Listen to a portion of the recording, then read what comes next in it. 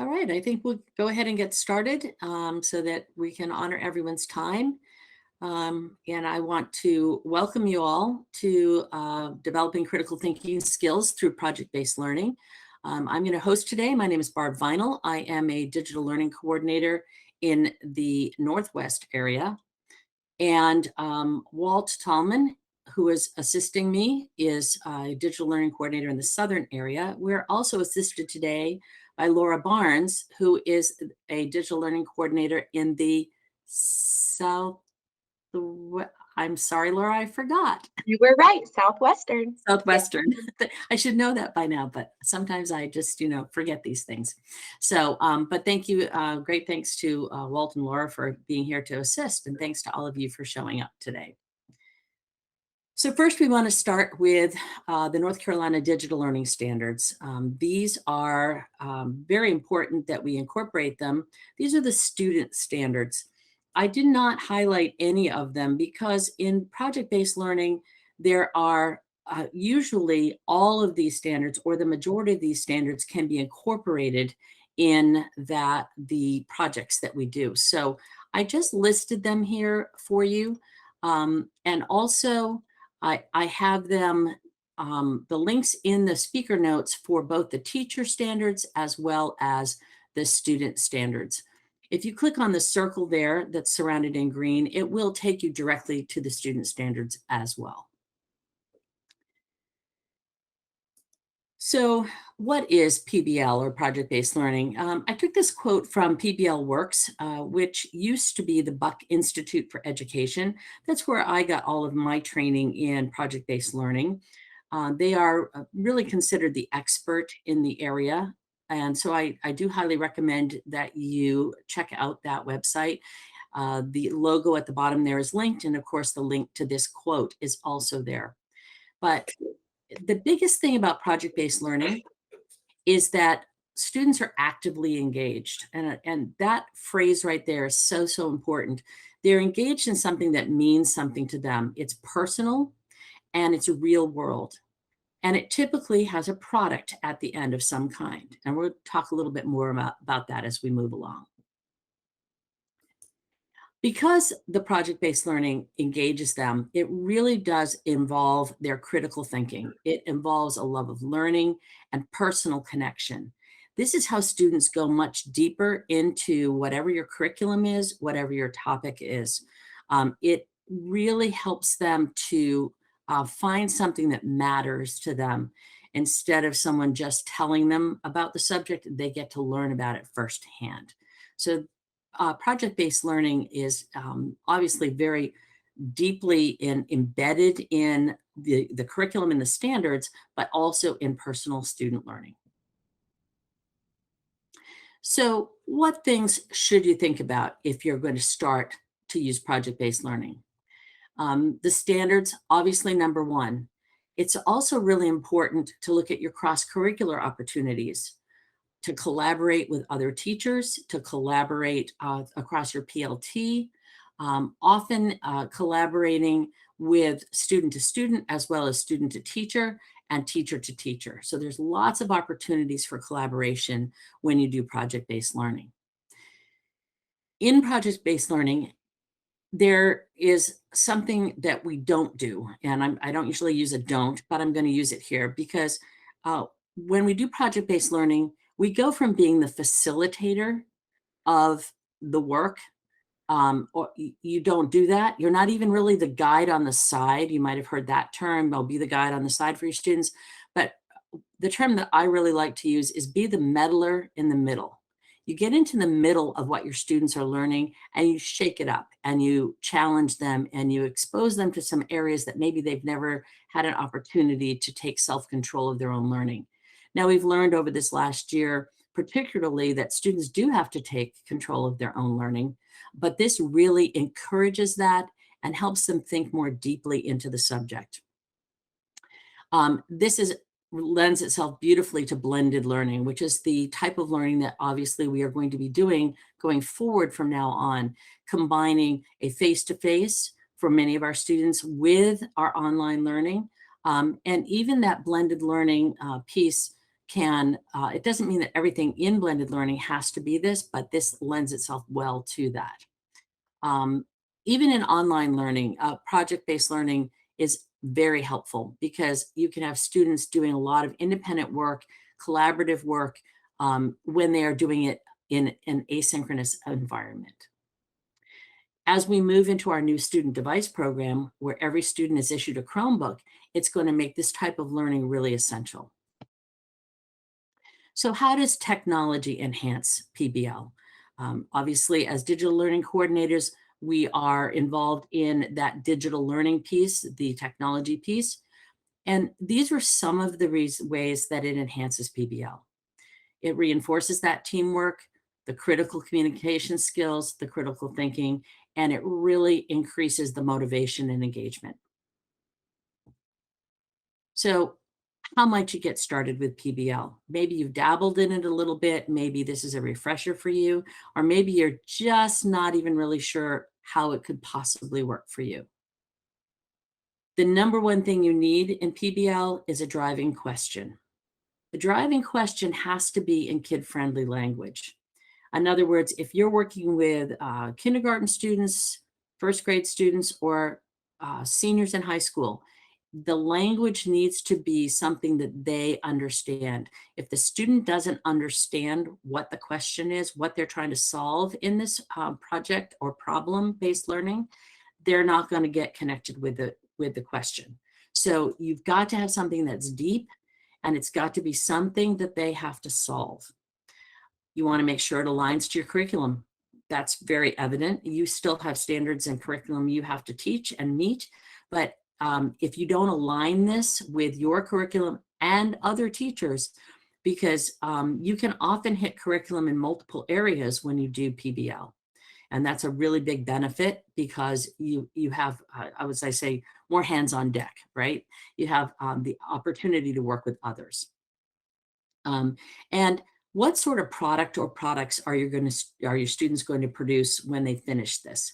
Because there always needs to be some kind of a product at the end, whether that product looks like creating a piece of art, whether that product looks like creating a movie, a blog, maybe it's having a public discussion with people in the media or in town government. Those are all pieces and parts that should happen at the end. And you can somewhat guide that, but you also want your students to have input as to what they think it should look like. These two images, I'm going to spend just a little bit of time in these images, and these are considered the gold standard for high quality PBL. Again, this comes from pblworks.org, the Buck Institute for Education. And in their estimation, and I agree fully, that there are 7 essential project design elements, as well as 7 project-based teaching practices that are really important. What I want you to notice is in both of these diagrams, the learning goals are key and at the center. It's always about the learning goals, the key knowledge, the understanding, and the success skills, and how those skills work for that student. So those are always at the center. So the first one, you notice, again, it's a circle. It doesn't go in a linear fashion because these pieces all work together. I mentioned starting with the challenging problem or question and working your way around to the right. And that's typically how these work. So you have the sustained inquiry, the authenticity of what is there, your student voice and choice, reflection, a very key piece, critique and revision, a hugely important piece in PBL, and then finally a public product. And you can see more about this by clicking on the link in slide 11 that will allow you to go directly to the page that talks more deeply about this. In the teaching practices, again, with learning goals at the center, you're going to align to standards, you're going to design and plan it, build the culture, manage the activities, scaffold the student learning, assess the student learning, and engage and coach. And that circle continues throughout the PBL. on the page that PBL Works has, you'll see some sample plans and you'll see an opportunity to go more deeply into this practice. I'm going to pause for a moment and just double check to see if we have any questions in the chat. There are no questions in the chat right now. Okay, great. So next steps, what do you do? So now you've decided maybe you want to do a PBL, you've looked at how to design the project, you're thinking about what students need to know and are able to do. My biggest thing to suggest to you is start really small. Sometimes people start a PBL and they think, I'm going to do a semester-long PBL, and that's their first one. And I'm here to tell you, learn from my mistakes. I did it that way, and it was so overwhelming and so all-encompassing that I didn't feel that the students really gained as much skill or knowledge as they could have by stretching out such a big project. So use a unit or topic you already teach. I want to also refer you to the EL Education Models of Excellence examples, because these are amazing. And I'm going to go into a few of those later on in this presentation, but just know that the opportunity to borrow from what's already there is really important. And I often say this, I come from a musical background. I was a music educator for many years and still teach music as well. And the great composers of the world didn't create new content. What they did was they took pieces and parts of other people's content and put it together to create their own content. There are only 12 notes in a scale, and you can only make so many patterns of those 12 notes. So I highly encourage you to use good quality content that you piece together to make work for your situation. Collaborating with another teacher, either doing same content with a PLT or with electives teachers. Electives teachers do a lot of performance-based learning all the time. They're very well versed in that, and so I highly recommend you reach out to those people. The next step is to check your digital toolbox. It's so important that we also don't just throw tools at kids and say, well, here, you can choose from these 20 tools, whatever way you want to do it. That's really overwhelming. You know, as a teacher, that if someone throws 20 different tools at you and says, okay, just go find what works for you. If you're well versed in all of those 20 tools, that's great. But typically we're not well versed in all of those tools. So I encourage you always to use appropriate technology for your students' ages. Very importantly, to check the digital resource product library, which is found in your Wake ID portal. There are two categories you want to be looking for at this time, and that is the approved category, which is in green, and the allowed category in orange. You will see other categories there, but these are the only two categories that you should be pulling from at this time. You do want to look in the allowed as to why it's only allowed and not approved. Typically, there are some restrictions as to age. That's kind of a typical reason things are not allowed for everyone, not fully approved for everyone. So do just check those restrictions. And you can always reach out to your DLCs to ask their help in this area. They're very well versed in the tools as well. You want to teach your necessary skills for your students. Don't assume that your students know how to use whatever tool you're suggesting that they use. They might know, having just come through this virtual learning that we've done. They may have be very well versed in something like Jamboard or Google Slides, but there may be some skills that they need in order to scaffold the use of that tool for your projects. So I would refer you to the Tools for All Learners website, which has task cards for both teachers and for students that will help them gain a deeper knowledge about those particular tools that could possibly be used. And also, what do your students need to keep the tools from getting in the way? Sometimes they get caught up in the bells and whistles of the tool and they forget about the content. And as we know, it's the content that's really the most important. It's the tool that just facilitates getting that out in production, whether that's in a website or in some sort of a digital way to see that information. And lastly, to limit the tools for younger students, but definitely give them choice. So you might give them the option maybe of using either Google Slides or using Jamboard. Those could be two very easy tools for your younger students to use, and they might be well versed in them. But kind of limiting their choices can be extremely helpful.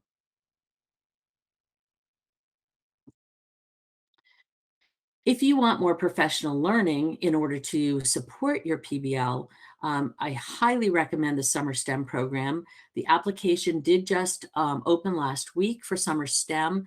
The WakeEd partnership sponsors this. It's typically done in teams. So you might want to look at maybe a PLT team that might want to do this, or your school. But I encourage you to go and look at what the program involves and how to learn to be more well versed in your STEM-based project-based learning. That was a big mouthful to say, STEM-based project-based learning. But the application is linked there, but I do recommend you go and learn more about the program before you just start into the application. It's a pretty involved application. I mentioned earlier the EL education models of excellence. I took a WakeLearn's course on project-based learning, and in that, these models of excellence were recommended, the task cards, and it like totally opened my eyes to just a wonderful plethora, I love that word, sorry, plethora of information that you can use to springboard for your PBL. So when you get into these models of excellence, you search into you go into projects, and this is what it looks like. I'm not going to take you there live. We're a little short on time. So I just want to refer you to this particular space. But it allows you to sort by grade level, by subject, most recent, most viewed, and then you can apply those filters to really hone down into what interests you and what might interest your students. The next few slides I'm going to show you are samples of like overviews of some of these task cards. I started at the upper grades and I'll work backwards. This is a grade 12 project that incorporated science and technology and social studies. So ultimately, they created a blog, and they used this editors, like an editor model, and they did a lot of critique and review, and then they published this blog as a public facing website. And you can, again, click right on through to that, and it will take you through all the steps and exactly what they did. The next one is a grade 10 model. Here you see the technology is an actual drawing that they just took a picture of. They used guiding questions. You can see at the bottom on the left here, these were the guiding questions for this expedition. There were actually 4 questions here, but there would have been an overarching goal or an overarching question that would have been provided to these students. And you can see all of that again in these examples. The next one, a grade 7 project. This was done by with English language arts, science, technology, and visual art combined. And the final product was a public display that was put up in a local coffee shop in Camden, Maine. And it included all of the student projects that were there. So it really got them digging deeply into observation and representation of symbiotic relationships in the environment. So it was an environmental project. The next one, grade 6, this was a website that really talked about students' stuff. And they really got to draw pictures of their shoes and what that meant to them and why shoes are so important. And actually, we were just having a conversation about shoes today with a principal and talking about how that's so important to speak about who you are. And so students could really get invested in this by talking about their shoes and what that mattered in social responsibility.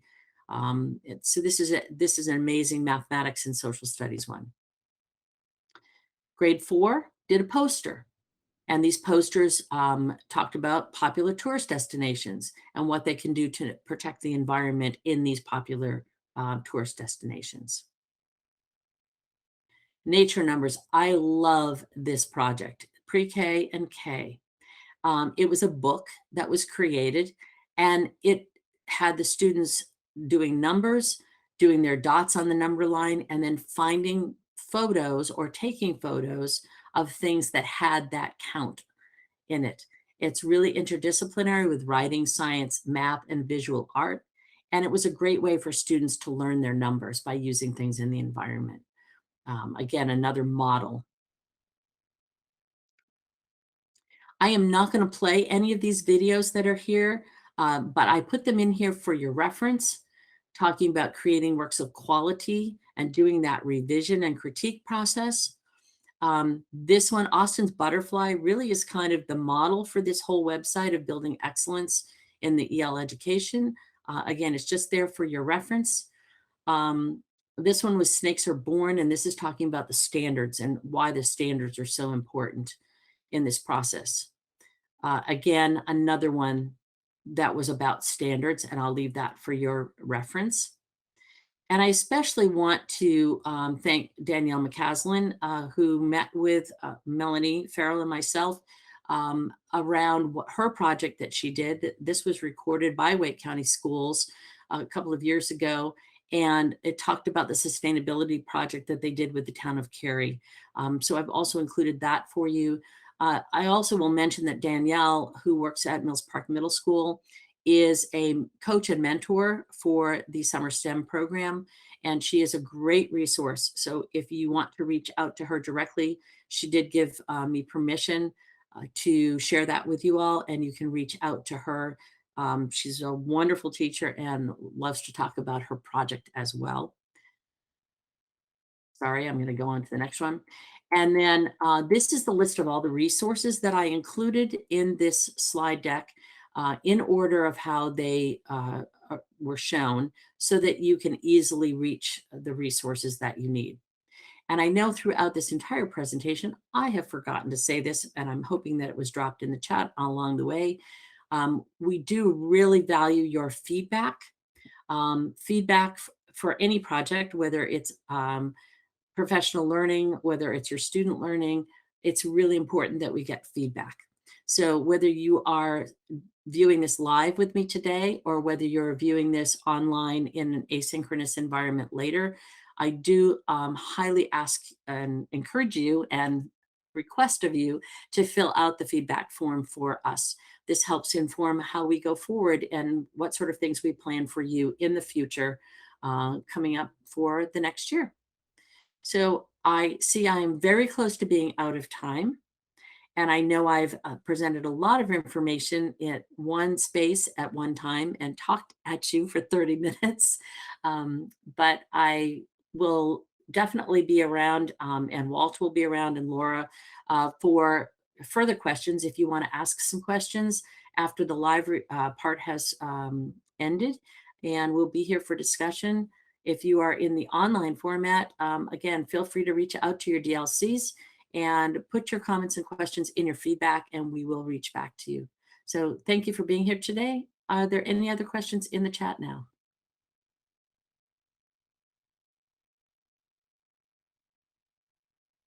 You're still good. All right. Well, thank you all for being here. And I think probably we can stop the recording and we'll be available for any questions or discussion if you'd like.